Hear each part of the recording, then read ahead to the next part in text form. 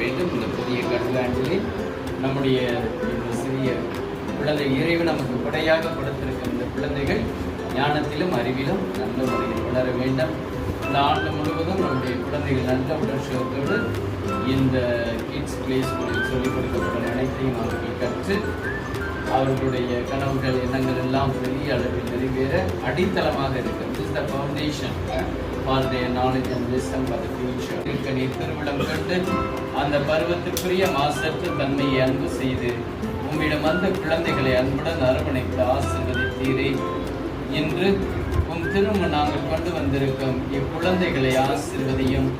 இக்குழந்தைகள் வயதிலும் ஞானத்திலும் அறிவிலும் வளர்ந்து உமக்கு என்றென்றும் புகழ் பாட உமை போற்றி புகழ இக்குழந்தைகளை ஆசீர்வதித்து வழி நடத்த